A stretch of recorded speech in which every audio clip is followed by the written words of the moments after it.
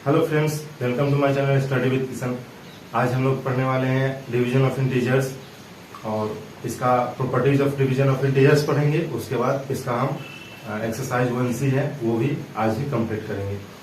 तो आज हम लोग पढ़ते हैं डिवीजन ऑफ इंटीजर्स, उसके बारे में। जैसे हम डिवीजन ऑफ इंटीजर्स, कोई इंटीजर को अगर डिवाइड करते हैं तो कैसे करते हैं। जैसे अगर यहाँ लिखते हैं 16 डिवाइडेड बाई 4, तो दोनों का साइन क्या है, प्लस है। 16 में प्लस में है और 4 में प्लस में है, तो 16/4 लिखेंगे। और दोनों को डिवाइड करते हैं सेम नंबर से, मतलब अगर जिस नंबर से इसमें डिवाइड करेंगे उसी नंबर से ऊपर में भी डिवाइड करेंगे। तो 4 से हम डिवाइड करते हैं, 4 1 जा 4 और 4 4 जा 16, तो इसका आंसर क्या आएगा, 4। ठीक है, और ये आंसर प्लस में है। चलिए निगेटिव लेके चलते हैं। अगर हम यहाँ लेते हैं -16 डिवाइडेड बाई 4, तो इसको लिखेंगे -16/4। 4 से डिवाइड करेंगे तो 4 1 जा 4 और 4 4 जा 16, तो इसका आंसर क्या आएगा, यहाँ माइनस का 4। अगर दोनों अगर लेते हैं निगेटिव, जैसे -16 डिवाइडेड बाई -4, इसको -16/-4 लिखेंगे। अब जब दोनों का साइन जब सेम होता है, माइनस इसका भी, तो ये माइनस और माइनस ये कैंसिल हो जाता है, तो ये प्लस हो जाता है। और 4 1 जा 4 और 4 4 जा 16, तो इसका आंसर आएगा प्लस का 4। ठीक है, ये है डिवीजन ऑफ इंटीजर्स। अब हम लोग आगे चलते हैं, properties of division of integers. अब हम लोग पढ़ते हैं closure properties of division of integers. हम लोग क्लोजर प्रॉपर्टीज पढ़ चुके हैं एडिशन ऑफ इंटीजर्स में और सब्सट्रैक्शन ऑफ इंटीजर्स में और मल्टीप्लिकेशन ऑफ इंटीजर्स में। वो तीनों में क्लोजर प्रॉपर्टीज ऑफ इंटीजर्स ये फॉलो करता है, क्लोजर प्रॉपर्टीज। अब हम लोग चलते हैं डिवीजन में। डिवीजन में ये क्लोजर प्रॉपर्टीज फॉलो कर भी सकता है और नहीं भी कर सकता है। एग्जाम्पल, जैसे अगर लिखते हैं कोई दो इंटीजर है a डिवाइडेड बाई b, तो ये या तो इंटीजर हो भी सकता है,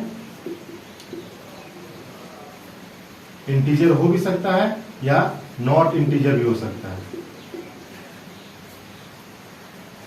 जैसे अगर कोई नंबर है, यहां लिखते हैं 18 डिवाइडेड बाई 2। 18 को हम 2 से डिवाइड करते हैं, तो 2 1 जा 2 और 2 9 जा 18, तो आएगा 9। क्या है, 18 एक इंटीजर है, 2 इंटीजर है और आंसर इसका आया 9, ये भी एक इंटीजर है।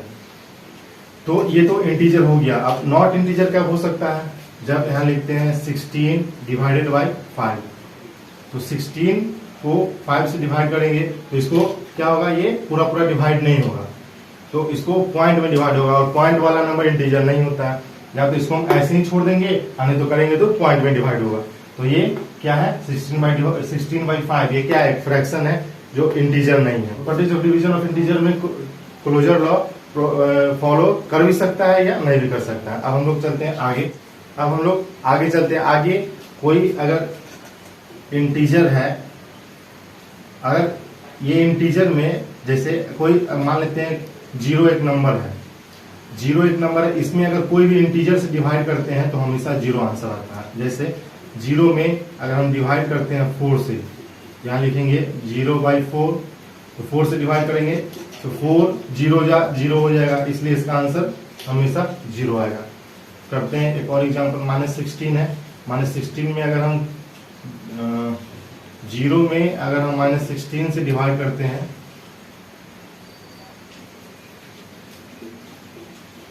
तो इसको लिखेंगे 0/-16, तो ये -16 में 0 से मल्टीप्लाई करेंगे तो 0 आ जाएगा, मतलब इसका आंसर 0 आएगा। कोई भी इंटीजर से अगर हम 0 में डिवाइड करते हैं तो उसका आंसर हमेशा 0 आता है। लेकिन इसका उल्टा, अगर कोई भी इंटीजर है, इसमें अगर हम 0 से डिवाइड करते हैं तो ये होता है मीनिंगलेस।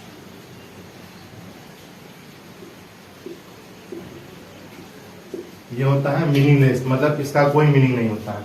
कोई भी इंटीजर है, उसमें अगर हम 0 से डिवाइड करते हैं तो वो मीनिंगलेस होता है। जैसे अगर हम 16 में हम डिवाइड अगर 0 से करते हैं तो 16/0, और 0 से 16 में कभी डिवाइड ही नहीं हो सकता है। ठीक है, तो ये मीनिंगलेस होगा।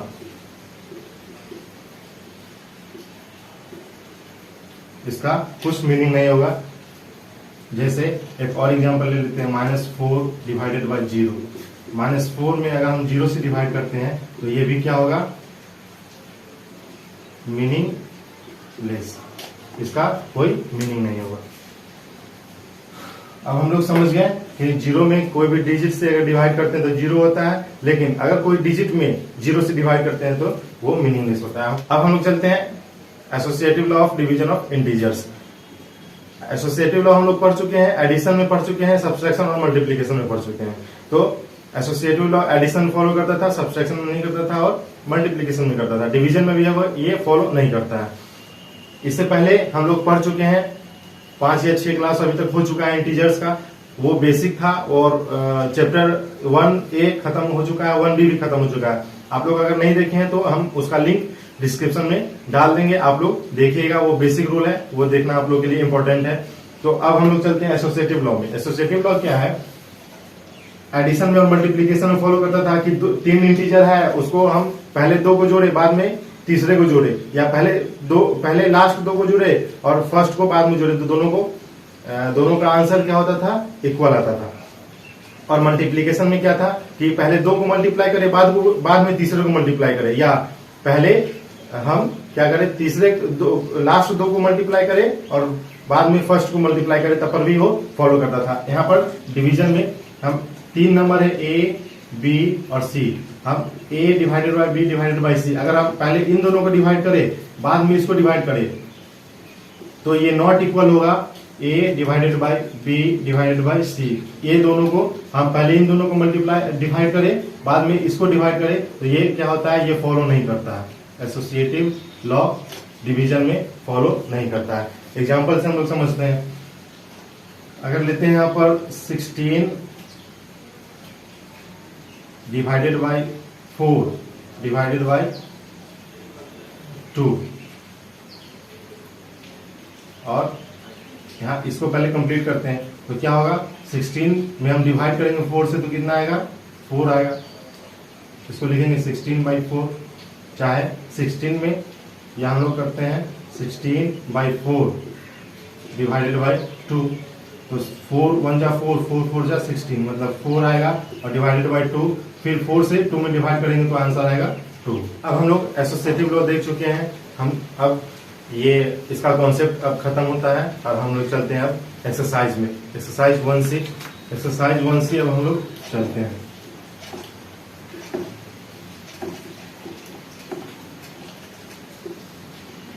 एक्सरसाइज 1C अब हम लोग देखते हैं, जितना जो अभी तक पढ़े हैं इंटीजर्स का, जो 5 और 6 क्लास जो हुआ है उसी से रिलेटेड 1D है, तो आप लोग खुद जाके बनाइएगा। अगर नहीं बने, कुछ डाउट हो तो आप कमेंट सेक्शन में आप पूछ लीजिएगा, हम आंसर दे देंगे। तो अब हम लोग चलते हैं एक्सरसाइज 1C का। हम क्वेश्चन लिए हैं, तो कुछ क्वेश्चन लिए हैं और उसके आगे आप लोग बनाइएगा, और नहीं बनेगा तो डाउट पूछ लीजिएगा। एक्सरसाइज 1C का हम फर्स्ट क्वेश्चन देखते हैं। फर्स्ट क्वेश्चन में हम 2 क्वेश्चन लिए हैं और आगे जो बच गया वो आप खुद से बनाइएगा। यहाँ 65 बाई -13, मतलब 65 में डिवाइड करना है -13 से, इसको 65, इसको हम लिखेंगे क्या, 65 बाई -13। अब हम लोग डिवाइड करते हैं तो सेम नंबर से, मतलब जो नंबर से इसमें डिवाइड करना है उसी नंबर से इसमें डिवाइड करना है, अलग अलग नंबर से हम लोग डिवाइड नहीं करते हैं। तो सेम नंबर से डिवाइड करते हैं, तो 13 के टेबल में 3 है और 65 भी है, तो हम लोग 13 से डिवाइड करते हैं। तो 13 1 जा 13, और 13 से 13 5 जा 65 होता है। और यहाँ लिखेंगे 5 बाई -1, 5 बाई -1। नीचे डिनोमिनेटर में माइनस नहीं रहता है, तो ये माइनस ऊपर चला जाएगा, मतलब आएगा -5। हम 16 में -13 से डिवाइड करेंगे तो आएगा -5, ठीक है। इसी को हम लोग -5 को ही नीचे हम लोग 1 लिख सकते हैं, तो इसी को -5 भी लिखेंगे। तो ये हम लोग देख चुके। अब हम लोग करते हैं सेकेंड नंबर क्वेश्चन है कि ये थर्ड नंबर क्वेश्चन है शायद। -105 -21, -105 डिवाइडेड बाई -21। यहाँ पर -105 बाई -21 लिखेंगे। तो मल्टीप्लीकेशन में था कि माइनस माइनस मल्टीप्लाई होके प्लस हो जाता था, उसी तरह यहाँ पर भी है कि माइनस और माइनस को डिवाइड करके ये कैंसिल हो जाता है। अगर दोनों साइड माइनस माइनस हो तो ये दोनों डिवाइड होके कैंसिल हो जाता है। और यहाँ पर इसको हम लोग डिवाइड करेंगे, 21 को डिवाइड करेंगे 105 में, तो 21 के टेबल में है 105, तो 21 1 जा 21, 21 5 जा 105 होता है। इसी को हम लोग लिखेंगे 5/1 या इसी को लिखेंगे 5, इसका आंसर आएगा 5। क्वेश्चन नंबर हम लोग 1 देखें, अब क्वेश्चन नंबर 2 देखते हैं। क्वेश्चन नंबर 2 में है कि 72 divided by what is equal to -4। 72 में हम कौन से नंबर से डिवाइड करेंगे तो आएगा -4। तो 72 में हम डिवाइड करते हैं, क्या चीज से डिवाइड करें तो -4 आएगा। तो हम लोग इसके लिए क्या करते हैं, 72 में हम डिवाइड करते हैं -4 से। 72 में डिवाइड करते हैं 4 से करेंगे तो 4 1 जा 4, 3 2 4 8 जा 32 होगा। तो ये 18 आएगा। यहाँ पर क्या आएगा 18। 18 क्या चीज का, माइनस का 18। क्यों, क्योंकि 18 से अगर हम 72 में डिवाइड करेंगे तो 18 4 जा 72 और ये 4 प्लस का आएगा। हमको यहाँ पर आंसर लाना है -4, इसलिए हम लोग यहाँ पर डिवाइड करेंगे -18 से। तो -18 से डिवाइड करेंगे 72 में तो आएगा -4। जैसे यहाँ पर हम लोग डिवाइड करके देखते हैं, 72 बाय -18। अभी हम लोग पता है कि नीचे माइनस नहीं रहता है डिनोमिनेटर में, इसको हम लोग लिख सकते हैं -72 डिवाइडेड बाय 18, और 18 1 जा 18, 18 4 जा 72, ये आएगा -4 आंसर। तो हम लोग यहाँ पर क्या है, क्या चीज से डिवाइड करना है तो इसको हम इससे डिवाइड कर देंगे, उससे भी पता चल जाएगा।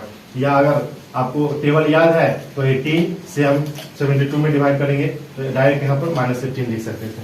अब हम चलते हैं दूसरे नंबर क्वेश्चन पे। अब हम चलते हैं नेक्स्ट क्वेश्चन पे। नेक्स्ट क्वेश्चन से पहले ये क्वेश्चन फिर देखते हैं। यहाँ 72 में क्या कौन से नंबर से डिवाइड करेंगे तो -4 आएगा। तो हम लोग -4 से इसमें डिवाइड किए तो यहाँ आया -18। अब -18 को हम अगर इससे इसको मल्टीप्लाई करते हैं तो -18 मल्टीप्लाई -4, इसको मल्टीप्लाई करते हैं तो माइनस माइनस प्लस हो जाएगा और 18 4 जा 72 हो जाएगा।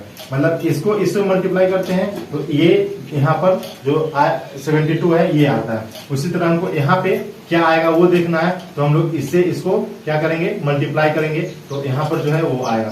तो हम लोग करते हैं 24 को -4 से करते हैं तो यहाँ आएगा 96 और माइनस है तो माइनस और प्लस माइनस, मतलब माइनस का 96, यहाँ पर आएगा माइनस का 96। अगर माइनस का 96 में हम -4 से डिवाइड करते हैं, जैसे हम -96 में हम -4 से डिवाइड करते हैं तो माइनस माइनस कैंसिल हो जाएगा। अब 4 से इसमें डिवाइड करेंगे, 96 में हम 4 से डिवाइड करेंगे तो 4 2 जा 8 1 यहाँ 6 4 4 जा 96। तो यहाँ पर क्या आएगा आंसर -96। इसको हम लोग क्या करेंगे, इसको इससे मल्टीप्लाई कर दिए तो यहाँ ये रिजल्ट यहाँ पर आ गया। अब हम लोग चलते हैं क्वेश्चन नंबर 3, ये लास्ट क्वेश्चन है, इसको देखते हैं हम लोग। ये ट्रू और फॉल्स लिखना है, ये स्टेटमेंट दिया है और ये सही है या गलत है इसको लिखना है। तो हम लोग जीरो में अभी हम लोग पढ़े हैं कि जीरो में किसी भी डिजिट से डिवाइड करने पर आता है जीरो। हम पढ़े हैं कि अगर जीरो है, जीरो में हम 16 से डिवाइड करते हैं तो 0/16 हम 16 जीरो या जीरो होता है, इसलिए इसका आंसर क्या आएगा 0। तो इसलिए क्या है यहाँ पर जीरो में हम -4 से डिवाइड करते हैं तो आएगा 0। ये क्या है ट्रू है, मतलब किसी भी डिजिट से अगर हम जीरो में डिवाइड करते हैं तो आंसर क्या आता है 0 आता है, तो ये ट्रू हो गया। अब हम लोग चलते हैं सेकंड क्वेश्चन पे। सेकंड क्वेश्चन क्या है, हम लोग पढ़े थे कि जीरो में किसी डिजिट से डिवाइड करते हैं तो आता है 0, लेकिन किसी डिजिट में अगर 0 से डिवाइड करते हैं वो मीनिंगलेस होता है। यहाँ पर पढ़े थे कि 16 में अगर हम 0 से डिवाइड करेंगे तो 16/0 ये मीनिंगलेस होगा, मतलब इसका आंसर कुछ नहीं निकलेगा। इंफिनिटिव आता है तो इसका आंसर कुछ नहीं निकलेगा, ये मीनिंगलेस होता है। यहाँ पर -6 में 0 से डिवाइड किया है, -6 में 0 से डिवाइड किया है तो आया है 0, जो कि गलत है। यहाँ तो मीनिंगलेस होगा। मीनिंगलेस मतलब क्या होगा, इसका कुछ मीनिंग नहीं है, तो यहाँ पर क्या होगा, फॉल्स। ये ट्रू हुआ और ये फॉल्स हुआ। इसी तरह और भी है इसमें क्वेश्चन ट्रू फॉल्स में, तो आप लोग बनाइएगा, और जो नहीं बने आप पूछ लीजिएगा डाउट जो होगा। आज हम लोग का इंटीजर खत्म हो गया। अब हम लोग चलेंगे नेक्स्ट चैप्टर के कॉन्सेप्ट पे, उसके बाद उसका कॉन्सेप्ट देख के उसका हम एक्सरसाइज करेंगे। तो इस क्लास के लिए इतना ही था, और अभी तक आप अगर मेरा चैनल सब्सक्राइब नहीं किए हैं तो आप सब्सक्राइब करें, लाइक करें, शेयर करें और बेल आइकन को ऑल पे सेट कर दें। तब तक के लिए बाय, फिर मिलते हैं।